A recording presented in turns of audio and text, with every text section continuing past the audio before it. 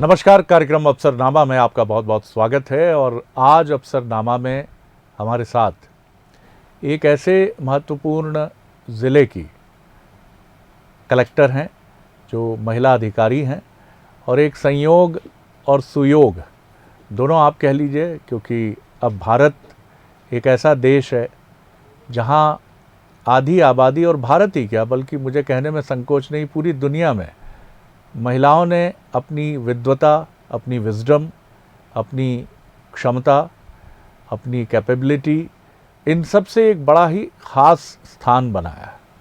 तो जिस ज़िले की मैं बात कर रहा हूँ वो मध्य प्रदेश का एक ऐसा ज़िला है जिसकी सीमाएं महाराष्ट्र से लगती हैं, और उस ज़िले में ऐसा संयोग सुयोग हुआ कि आज़ादी के बाद की वो पहली महिला ज़िला कलेक्टर हैं। 2014 बैच, जहाँ तक मैं अपनी जानकारी को ठीक करूं तो 2014 बैच है उनका, और मध्य प्रदेश की ही वो निवासी हैं। तो जाहिर तौर पर उनका प्रदर्शन यूपीएससी में अच्छा रहा होगा। होम कैडर आपको अच्छे प्रदर्शन के बाद ही मिलता है। वो जिस ज़िले में हैं उसी के पड़ोसी ज़िले, काफ़ी दूर नहीं है उनका गृह ज़िला जहाँ से वो आती हैं। उनके जो जीवन साथी हैं वो भी अखिल भारतीय प्रशासनिक सेवा के मध्य प्रदेश कैडर के ही अधिकारी हैं, और इस महत्वपूर्ण पद पर आने के पहले वो मध्य प्रदेश के करीब 8 ज़िलों में प्रशासनिक सेवा से जुड़े महत्वपूर्ण पदों पर अपनी सेवाओं को वो अंजाम दे चुकी हैं। एक सरल, कॉम्पिटेंट और सबको साथ लेकर चलने वाले अधिकारी की उनकी छवि है। तो चलिए सीधे रुख करते हैं। आज हमारे साथ हैं छिंदवाड़ा कलेक्टर, जो कि अखिल भारतीय प्रशासनिक सेवा के अधिकारी हैं 2014 बैच की, शीतला पटले जी हमारे साथ हैं। बहुत स्वागत करता हूं शीतला जी आपका। कैसी हैं आप? जी, मैं बहुत ठीक हूं। आप बताएं, आप कैसे हैं? मैं भी बिल्कुल ठीक हूं। सबसे पहले शीतला जी, आपका जो ज़िला है वो ज़िला छिंदवाड़ा, जहां आप पहली आज़ादी के बाद की पहली महिला कलेक्टर हैं, ऐसा आंकड़े हमें बताते हैं। उस पर तो मैं आऊँगा ही, लेकिन पहले मुझे ये बताइए कि बालाघाट मेरा बड़ा फेवरेट ज़िला है, जहां जो आपका मूल ज़िला है, जहाँ आपका गृह ज़िला है। वहाँ की सुंदरता, वहाँ प्रकृति ने खूब अपनी सुंदरता से बख्शा है बालाघाट को। तो आपका बचपन क्या बालाघाट में ही बीता? आपकी पारिवारिक पृष्ठभूमि, स्कूलिंग, कॉलेज, ज़रा सा अपने बैकग्राउंड के बारे में हमें बताइए। जी जी मैं बालाघाट जिले से हूँ, और बालाघाट जिले में एक किरनापुर करके तहसील है, वहाँ पे एक छोटा सा गांव है जहाँ जो हमारा पैतृक गांव है कांद्री कला के पास में। और मेरे पिताजी जो है एग्रीकल्चर डिपार्टमेंट में एसडीओ पोस्ट से रिटायर हो चुके हैं अभी, और मेरी मदर जो है वो प्राइमरी स्कूल में गवर्नमेंट टीचर हैं, सहायक शिक्षिका हैं। दोनों जॉब में रहे, तो उस वजह से ये रहता था कि हम लोग बच्चे जो हैं वो अपना ध्यान दिन भर खुद रखना, पर उन्होंने पढ़ाई पे हमेशा महत्व दिया, और हमेशा से यही सिखाया है कि आप अपने आप को इंडिपेंडेंट बनाने का प्रयत्न करिए, मेहनत करिए तो उसमें सफलता अवश्य मिलेगी। तो प्राइमरी स्कूल मैंने तिरोड़ी में, जब मेरे पेरेंट्स की पोस्टिंग थी, वहां से कंप्लीट की। उसके बाद मेरा सिलेक्शन नवोदय विद्यालय के लिए हो गया था। तो बालाघाट में जो वारासिनी नवोदय विद्यालय है हमारा, वहां से मैंने जो है अपनी फिर आगे की पढ़ाई की। फिर 10th के टाइम पे हमने एक स्कॉलरशिप एग्जाम दी थी, जो इंटरनेशनल बैकलॉरेट के लिए। तो लकीली उस एग्जाम में मेरा सिलेक्शन हो गया था, तो मैंने अपना +2 इंग्लैंड में कंप्लीट किया। +2 इंग्लैंड में कंप्लीट करने के बाद फिर हमने कॉलेज जो है वो अपना जर्मनी में एक इंटरनेशनल यूनिवर्सिटी है उससे कंप्लीट किया, and then I came back to India. Balaghat के बारे में जैसे आप पूछ रहे थे, सभी को पता है ये बहुत एक सुंदर जगह है, बहुत फॉरेस्ट है, वहाँ के लोग भी सिंपल माने जाते हैं, प्रशासनिक दृष्टिकोण से भी बहुत अच्छा जिला माना जाता है। तो वहाँ के कल्चर का, वहाँ के प्रभाव का डेफिनेटली इफेक्ट है पर्सनालिटी पे, and it's been a good journey from Balaghat to all the way to Germany and back to Chhinwada now. बहुत ही कमाल की यात्रा है आपकी। देखिए कितने वो युवा जो मध्य प्रदेश, छत्तीसगढ़ या देश के अलग अलग हिस्सों में ग्रामीण पृष्ठभूमि से आते हैं, वो कई बार पूरे जीवन इससे उबर नहीं पाते हैं कि मेरा रूरल बैकग्राउंड है। लेकिन प्रतिभा देखिए आप 10वीं में एक अंतर्राष्ट्रीय स्तर की प्रतिस्पर्धा को क्लियर करती हैं, फिर अपनी हायर स्कूलिंग के लिए इंग्लैंड जाती हैं, इंग्लैंड के बाद ग्रेजुएशन के लिए जर्मनी जाती हैं, लौट के आती हैं, अखिल भारतीय सेवा क्लियर करती हैं। अब मेरा सवाल शीतला जी इसी से जुड़ा है। हम सब कई बार जीवन में मानसिक दबावों में, टेंशन्स में उलझ कर रह जाते हैं और उसका कारण होता है कि मेरे पिताजी बड़े पद पर नहीं हैं, मेरे पास गाड़ी नहीं है, कार नहीं है, बड़ा घर नहीं है, मुझे बताने के लिए मेरे पास कोई चीज़ें नहीं हैं। कई बार हम अपने रंग रूप को लेकर भी उलझनों में उलझ जाते हैं, जो खासतौर से ये कस्बों के और ग्रामीण युवा लड़के और लड़कियां होते हैं। आपने ये जो यात्रा तय की, तो कभी इस तरह का कोई द्वंद्व मन में रहा कि बहुत छोटी जगह है, वहाँ से एकदम फिर इंग्लैंड, इंग्लैंड के बाद जर्मनी, आपने कैसे तैयार किया अपने को मेंटली? डेफिनेटली ये आपने एक बहुत ही महत्वपूर्ण सवाल पूछा है। और हम कहीं भी मूव करते हैं तो एक हमेशा रहता है, कभी भाषा एक आपका बैरियर बन सकती है, कभी कल्चर आपका बैरियर बन सकता है, कभी आपका कॉन्फिडेंस आपका बैरियर बन सकता है। तो ये कहना कि ये बैरियर्स हमने फेस नहीं किए हैं बहुत गलत होगा। जब 10th से मैं सडनली इंग्लैंड में गई तो भाषा और कल्चर दोनों ही अपने आप में एक बैरियर थे। फिर जब हमने यूपीएससी दिया तो यूपीएससी में मुझे तीसरे अटेम्प्ट में सिलेक्शन मिला। तो जब 2 अटेम्प्ट में इंटरव्यू देने के बाद भी फाइनल सिलेक्शन नहीं हुआ था, तो कहीं ना कहीं कॉन्फिडेंस भी एक थोड़ा सा ऐसा लगा था कि अब आगे कंटिन्यू कैसे करें। तो ये सारे जो है इफेक्ट्स, नेगेटिव इफेक्ट्स मन पर आते हैं और मन पर प्रभाव भी पड़ता है। बट इसके लिए मुझे ऐसा लगता है कि हमें मानसिक तौर पे ये तैयार रखना चाहिए कि जीवन एक बहुत बड़ी लंबी जर्नी है। उसमें हमेशा स्टोन्स आएंगे, रास्ते में पत्थर आएंगे, हर्डल्स आएंगे। हमें अपनी तरफ से ये सोच के चलना चाहिए कि जीवन अंत में हमारा है, हमारा खुद का है। उसके संवारने की भी जिम्मेदारी हमें खुद को लेनी है। फेलियर्स जो होते हैं वो हमें सिखाते हैं और उनको सीख के यदि हम खुद को बेहतर बना पाए तो ऐसी स्थिति में हम पूरी लंबे जीवन को अच्छे से जी पाएंगे। तो छोटे मोटे फेलियर्स इनफैक्ट हमारे लिए लर्निंग लेसन्स होते हैं। और शौक्स और कल्चरल शौक जो होते हैं उसमें यदि हमारे फैमिली का सपोर्ट हमारे साथ है, हमारे दोस्तों का सपोर्ट हमारे साथ है और हमारा खुद का कॉन्फिडेंस, रीडिंग, न्यूज़पेपर के माध्यम से या बुक्स के माध्यम से, कई इस प्रकार के महानायकों का भी इनफैक्ट हमारे साथ एक सपोर्ट बना रहता है, जिसको साथ में लेकर इन सब तरीके से हम आगे बढ़े तो हमारा कॉन्फिडेंट बना रह जाएगा। और कॉन्फिडेंट ऐसी एक चीज है जो अप एंड डाउन हो सकता है, लेकिन उसको बना के रखने की इच्छा शक्ति रखनी चाहिए। मैं आपको थोड़ा टाइम मशीन जैसा कॉन्सेप्ट में अक्सर इस कार्यक्रम में बात करता हूं कि अगर टाइम मशीन कभी फिर आविष्कार हो तो मैं सोचता हूं कि मैं खुद भी और आपसे बात कर रहा हूं तो मैं इस समय उन शीतला जी को देख रहा हूं जो इंग्लैंड जा रही हैं। एक टेंडर एज है, किशोर अवस्था की दहलीज है और जाहिर है पेरेंट्स साथ, पता नहीं, मुझे नहीं मालूम गए थे आपके साथ कोई घर से या आप अकेली गई थी। उस मोमेंट को जब आप याद करती हैं कि दिल्ली या मुंबई से जब आप ब्रिटेन के लिए इंटरनेशनल फ्लाइट ले रही थी, उस समय मन में कैसे भाव थे कि अंग्रेज़ी, एक पूरी अंग्रेज़ी होगी अब, और वो भी उस दुनिया के देश में जिसने भारत पर भी कभी हुकूमत की है और वहाँ एक अलग कल्चर, एक अलग संस्कृति के बीच में रहना है। आप कैसे याद करती हैं अगर आज आप पीछे लौटती हैं 20-25 साल पहले? तो देखिए, मेमोरीज तो हमेशा फॉन्ड ही होती हैं, नोस्टैल्जिया हमेशा स्वीट ही होता है। लेकिन जब मैं उस मोमेंट को पलटकर देखती हूँ तो मैं 10th से जस्ट निकली ही थी और उम्र उस समय छोटी थी, तो डेफिनेटली हमारे पेरेंट्स भी काफी स्केर्ड थे। दिल्ली तक तो हमें छोड़ने के लिए आए थे, लेकिन उसके आगे की यात्रा हमको खुद ही करनी थी। तो मन में डर भी था, एक्साइटमेंट भी था, लेकिन कहीं ना कहीं एक कॉन्फिडेंस भी था कि यदि मेहनत करके सिलेक्शन हुआ है तो आगे भी अच्छा ही करेंगे।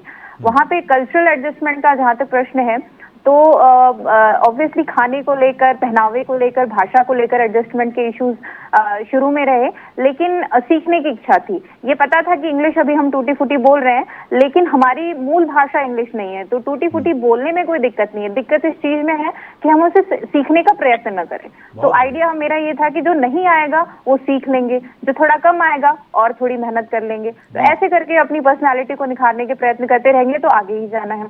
तो इस प्रकार से सोचकर अपना कॉन्फिडेंस बनाए रखा। और चूंकि फोन पे हम लोग फिर भी लकी हैं कि हमारे पास तब भी फोन्स थे, लैंडलाइंस हुआ करती थी, तो फोन कार्ड लेके अपने पेरेंट्स से बात कर लो, अपने फ्रेंड से बात कर लो, तो उससे भी कॉन्फिडेंस काफी बढ़ जाता था। तो इस प्रकार से मुझे ऐसा लगता है कि स्लोली धीरे धीरे फिर कल्चरल एडजस्टमेंट किया, लिंग्विस्टिक एडजस्टमेंट्स किए, तो उस ट्रिप का फिर बेनिफिट हमें मिल पाया। बहुत सुंदर, आपने 2-3 महत्वपूर्ण टिप्स युवाओं को दिए हैं। पहले तो जो आपकी एक बात मुझे याद आती है वो ये है कि अपनी ज़िंदगी संवारने वाले आप खुद होते हैं, तो ध्यान रखिए। दूसरी महत्वपूर्ण बात है जो शीतला जी ने बिना किसी लाग लपेट के कही है कि भाषा अगर आपकी मातृभाषा नहीं है तो आप सीख लेंगे। आप इसमें मत उलझिए कि मैं जर्मन अच्छी बोल पा रहा हूँ, नहीं बोल पा रहा हूँ, चाइनीज़, जापानीज़ या इंग्लिश अच्छी बोल पा रहा हूँ कि नहीं बोल पा रहा हूँ। बोल लेंगे सर। और भाषा का उद्देश्य सिर्फ अपनी भावनाएं व्यक्त करना है, दूसरों को समझना है, अपनी बात समझाना है। तो इसमें उलझकर अपनी शक्ति, अपने आत्मविश्वास को मत समाप्त कर दीजिए कि मैं तो इसमें कच्चा पक्का हूँ, बड़ी मुश्किल होगी इंग्लैंड पहुँचूंगा तो। जर्मनी का आपका अनुभव कैसा रहा? क्योंकि इंग्लैंड तो फिर भी एक ऐसा मुल्क है जहां भारतीयों की संख्या भी काफ़ी अधिक है। जर्मनी एक अलग कंट्री है, वो और रिजर्व्ड है, वहाँ अंग्रेज़ी भी पूरी तरह से नहीं बोली जाती है। वहाँ का आपका अनुभव कैसा रहा? हालांकि इंग्लैंड ने आपको ये बता दिया होगा, क्योंकि एक दुनिया के ऐसे मुल्क में, इंग्लैंड या अमेरिका में रहने के बाद व्यक्ति किसी भी दुनिया के किसी भी देश में रह सकता है। फिर भी एक छोटी टिप्पणी आपकी ज़रूर मैं सुनना चाहूँगा। जी, जर्मनी का एक्सपीरियंस भी मेरा थोड़ा इंग्लैंड से डिफरेंट ही था, मैं मानूंगी। जर्मनी में अपने आप में उनका जो कल्चरल सेटअप है, डिसिप्लिन को, पंक्चुअलिटी को बहुत ज्यादा महत्व दिया जाता है। एक छोटा सा मैं इंसिडेंस बताऊंगी। मैं एक बार मार्केट से आ रही थी तो पूरा रास्ता खाली था और सामने से सिर्फ एक महिला आ रही थी और वो पूरे रास्ते में एक बहुत छोटा सा टिश्यू पेपर पड़ा हुआ था। वो महिला आ रही थी, मैं भी जा रही थी, वो आई और वो टिश्यू पेपर पता नहीं कब से वहां पड़ा था, तो उन्होंने वो टिश्यू पेपर उठाया, वो अपने पास पर्स में लेकर चलती गई और फिर मैंने पीछे पलट कर देखा कि सड़क पे पड़े हुए एक सिंगल टिश्यू पेपर को इन्होंने उठाया और वो आगे जाके जो डस्टबिन था तो उसमें उन्होंने डाला। तो मैं हमेशा उस इंसिडेंट को भी याद करती हूँ कि अपने सिविल राइट्स जो हैं उसके साथ साथ सिविल ड्यूटीज को भी किस प्रकार से वहाँ के लोगों को निभाने की आदत है। तो ये एक बहुत अच्छी चीज मैंने सीखी जर्मनी से कि वहां पे किस प्रकार से समय को महत्व दिया जाता है, किस प्रकार से जो प्रॉमिस की गई है उसको महत्व दिया जाता है, किस प्रकार से स्वच्छता पे महत्व दिया जाता है, किस प्रकार से अपनी जो ड्यूटी होनी चाहिए अपने देश के प्रति उस चीज को महत्व दिया जाता है। तो बेशक है कि वहां पे इंग्लिश बोलने वाले लोगों की कमी थी, लेकिन वहां पे भी मुझे बहुत एक वेलकमिंग फीलिंग ऑलमोस्ट ऑलवेज हर जगह पे मिली। भारतीयों की एक पहचान भी है, मिंगल हो जाते हैं, उनको लोग उनसे बात करना पसंद करते हैं, फूड की, कल्चर की, पानी पूरी की बातें करना पसंद करते हैं। तो इन सब चीजों का इस्तेमाल करते हुए अपने लिए एक प्लेस बनाया अपने वहाँ पे जो साथी थे उनके बीच में, और ये सब चीजें मुझे लगता है कि मैंने वहाँ से सीखी जर्मनी से। So it was also another kind of a good experience for me to have. बहुत ही ज़बरदस्त आपने हमारे साथ शेयर किया, और हम अक्सर अपने कर्तव्यों के लिए सड़क पर भी उतरते हैं, आवाज़ भी उठाते हैं, वो एक लोकतंत्र में हमारा अधिकार है।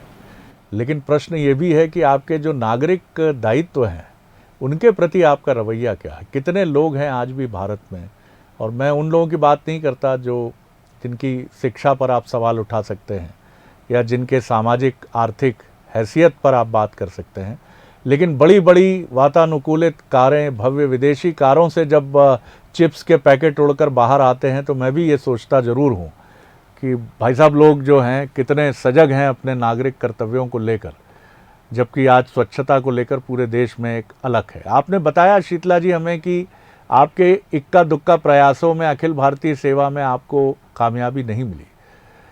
ये वो क्षण होता है जब मन टूटता है, क्योंकि आप जाहिर तौर पर शुरू से एक बहुत मेधावी विद्यार्थी रही हैं, और ऐसा जब आप विराट कोहली होते हैं, सचिन तेंदुलकर होते हैं, तो आपका पिछला रिकॉर्ड ही आपको हमेशा चुनौती बनकर चैलेंज देता है। तो जब हमारा मन टूटता है, आत्मविश्वास कमज़ोर होता है, तो संभालने के लिए क्या करें हम? किस तरह से अपने भीतर की ताकत को समेटें? इस पर थोड़ी सी जरा युवाओं के लिए ये बड़ा प्रेरक होगा। जी जी, ये बहुत सही बात है। जब मेरा पहली बार सिलेक्शन नहीं हुआ तो मुझे ये था कि चलो पहली बार ही ट्राई किया है, दूसरी बार कर लेंगे।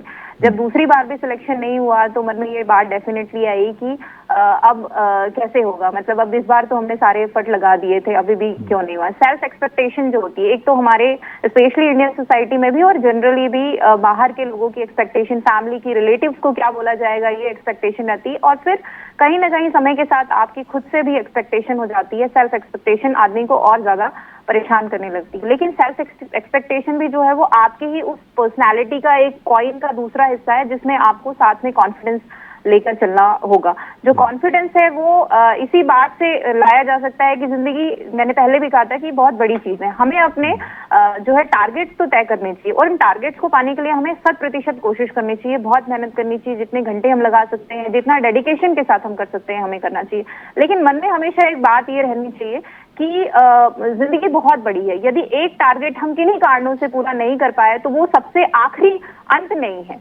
बहुत सारी ऐसी चीजें हैं जो इससे भी बड़ी हो सकती हैं। बहुत सारी चीजें हमारे जीवन में ऐसी हो सकती हैं जो हमारे टैलेंट के मुताबिक हो सकती हैं। शायद हमें वो रास्ता अभी ओपन नहीं हो रहा है, थोड़ा और आगे बढ़ेंगे तो हो सकता है वो रास्ता हमारे लिए और ओपन हो जाए। तो कभी भी पढ़ाई या किसी भी प्रकार का हार्डवर्क आपका वेस्ट नहीं जाएगा। जो भी कला आपने सीखी है उसका आप किसी अन्य क्षेत्र में भी इस्तेमाल कर सकते हैं। तो दोनों ही चीजें, टारगेट के लिए बहुत बहुत बहुत हार्डवर्क करना चाहिए, हार्डवर्क करके उस टारगेट को पाने की कोशिश करनी चाहिए। लेकिन यदि कभी ऐसा होता है कि फेलियर आपको विजिट करती है तो फेलियर से सीख कर उस टैलेंट का, उस लर्निंग का इस्तेमाल करते हुए कभी कभी रास्ते भी बदलने पड़ जाए तो बदल लेने चाहिए। तो मुझे ये लगता है कि इस प्रकार से हम करते हैं तो जीवन को थोड़ा आसान तरीके से हम जी पाएंगे और अपने टारगेट्स को भी फ्लेक्सिबल रह के ज्यादा बेहतर तरीके से कॉन्फिडेंस के साथ अचीव कर पाते हैं। यह आपने बहुत ही लाजवाब मंत्र दिया है कि बी फ्लेक्सिबल, आप लचीले रहिए अपने टारगेट्स को लेकर, और हमेशा ये मत सोचिए कि प्लान ए काम नहीं कर रहा है तो प्लान बी करेगा। लेकिन ये उम्मीद और आशावाद का एक दीपक आपके मन में जले। कंक्लूड करूंगा शीतला जी, बड़ा अच्छा लग रहा है आपसे बात करके। एक दो सवालों के साथ कंक्लूड करूंगा। आगे जीवन को आप कैसे देखती हैं? अभी तो एक बहुत युवा अधिकारी के तौर पर बहुत सारे पड़ाव हैं, बहुत सारी चीज़ें हैं जहां आप जाएंगी, और जितना मैं आपसे बात करके आपको समझ पा रहा हूं, आप एक सहज जीवन को लेकर, एक बहुत उसको accept life as it comes, इस फिलॉसफी को लेकर आप आगे बढ़ती हैं और बहुत सहज रूप से आप जीवन को देखना पसंद करती हैं। न तनाव आपको लेना पसंद है, ऐसा मुझे लगता है, और न ही आप अपने कोलीग्स में इसको शिफ्ट करना पसंद करती हैं। तो किस फिलॉसफी के साथ आगे बढ़ेंगी आप? ये मेरा आखिरी सवाल है। जी, मेरी फिलॉसफी हमेशा से यही रही है कि हम लोगों को जो काम करना है, चाहे हम खुद के लिए कर रहे हो, चाहे हमारे वर्क के लिए कर रहे हो, समाज के लिए कर रहे हो, देश के लिए कर रहे हो, वो काम जो है वो हमारे मन से आना चाहिए। मन से यदि हम काम करेंगे, हम अपनी वैल्यूज के आधार पे काम करेंगे तो हमारा काम का जो रिजल्ट है वो बेहतर होगा। मैं कभी ये नहीं कहूंगी कि हम अगर 100 की दौड़ लगाएं तो 100 पे हमेशा पहुंच ही जाएंगे। कभी हम 80 पे पहुंचेंगे, कभी हम 90 पे पहुंचेंगे, कभी हम 100 पे भी पहुंच जाएंगे। लेकिन अगर जज्बा उन मूल्यों के साथ जो आपको सूट करते हैं किया गया हो काम, यदि अपने मन से फॉलो करके काम किया गया हो, सिर्फ इसलिए नहीं क्योंकि ऑफिस में आना है, बैठना है इसलिए करना है, पढ़ना है इसलिए पढ़ रहे हैं अन्यथा नहीं पढ़ते, खेलना है इसलिए खेल रहे हैं अन्यथा नहीं खेलते, तो जो भी हम कर रहे हैं उसको जी के मन से स्वीकार करके यदि हम करेंगे तो वैसी स्थिति में उसके रिजल्ट जो है हमारी पर्सनालिटी के लिए और आउटपुट जो होते हैं रिजल्ट्स के तौर पे जो हमें मिलते हैं, दोनों ही बेहतर हमें प्राप्त होते हैं, ये मुझे लगता है। इसलिए स्वीकार करके मन से हम कोई भी काम करें तब ज्यादा हम बेहतर रिजल्ट दे पाते हैं। बिल्कुल आपने ठीक कहा। अभी आपने एक शब्द का प्रयोग किया, अन्यथा। हिंदी का बड़ा सुंदर शब्द है ये, और बालाघाट में मैं जितने मेरे 3-4 विजिट हुए, मैंने वहाँ जनप्रतिनिधियों को, प्रशासनिक अधिकारियों को बड़ी अच्छी, जो वहाँ के मूल निवासी हैं बालाघाट के, उनको बड़ी अच्छी हिंदी बोलते देखा। तो क्या हिंदी साहित्य, हिंदी भाषा, बालाघाट में इसका प्रचलन काफ़ी है? क्योंकि बड़ी अच्छी और बड़ी संतुलित और बड़ी शुद्ध हिंदी मैंने सुनी वहाँ। जी जी, अब बालाघाट में मेनली हिंदी में ही लोग बातें करते हैं और मैंने हमेशा फील किया कि हिंदी काफी अच्छी वहाँ पे बोली जाती है। इनफैक्ट हमारे घर में भी कभी कभी प्रश्न पूछा जाता है तो पूछते हैं कि क्या आपने भोजन कर लिया, जो कि आज के जमाने में थोड़ा अलग प्रश्न हो जाएगा, या आपका स्वास्थ्य कैसा है। तो ऐसी स्थिति में मुझे लगता है कि हाँ, हिंदी तो शुद्ध है, बट बेशक जनप्रतिनिधिगण और प्रशासनिक तौर पे लोग और भी शुद्ध हिंदी, विशुद्ध हिंदी बोला करते हैं, जो कि शायद एक आम जनमानस उस स्तर की हिंदी या उन शब्दों का इस्तेमाल एटलीस्ट नहीं करते हैं। जी, बहुत आपने सुंदर बात कही कि क्या आपने भोजन कर लिया और आपका स्वास्थ्य कैसा है। ये हिंदी का कितना गरिमामयी स्वरूप है, और एक हिंदी भाषी होने के नाते ये मुझे हमेशा गौरव बोध से भरता है। शीतला जी, बहुत अच्छा लगा, और हम बहुत शुभकामनाएं देते हैं आपको, आपके भावी करियर के लिए, आपके जीवन के लिए, एक प्रशासनिक अधिकारी के तौर पर एक कॉम्पिटेंट तरीके से आगे बढ़ने के लिए। आगे भी कभी अवसर मिलेगा तो आपसे ज़रूर बात करेंगे। छिंदवाड़ा को और इनरिच करे, और बेहतर करे, और भी जहां आपकी आगे जिन ज़िलों में पोस्टिंग हो, जहां भी आप जाएं, एक बेहतरीन अधिकारी के तौर पर आगे बढ़ें। बहुत शुक्रिया अफसरनामा में हमसे बात करने के लिए। तो ये थी छिंदवाड़ा की कलेक्टर शीतला पटले जी, 2014 बैच की ऑफिसर हैं। मंत्र बहुत साफ है और ये आप देखिए कि छोटे कस्बे और शहरों के जो युवा हैं इस समय वो बहुत आकांक्षी युवा के तौर पर सामने आ रहे हैं।